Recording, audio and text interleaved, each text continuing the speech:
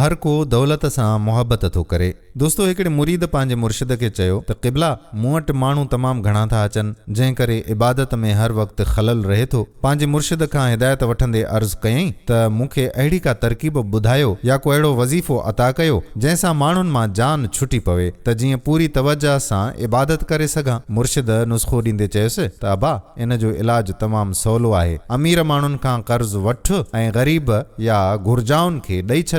मुर्शिद सां दिल जो हाल कंदे चवण लॻो त मुर्शिद साईं, ईअं करण सां त मामला अञा वधंदा, जान त कान छुटंदी। मुर्शिद खोले सम्झाईंदे ॿुधायुसि त अबा, ईअं करण सां तुंहिंजी बिल्कुलु जान छुटी वेंदी। अमीर कर्ज़ घुरण ततऊं तो वटि न ईंदा ऐं ग़रीब या घुर्जाऊ कर्ज़ मोटाइण ततऊं तो वटि ईंदा ई कोन। मुर्शिद वज़ाहत कंदे चयुसि त अबा, दौलत नहनि खां मास थी विछोड़े, ईअं बिल्कुलु थींदो, छो जो हर को दौलत सां मुहबत करे थो। दोस्तो, इन बारे में अव्हां छा पिया चओ? कमेंट्स में ज़रूरु ॿुधाइजो ऐं वीडियो खे शेयर बि कजो।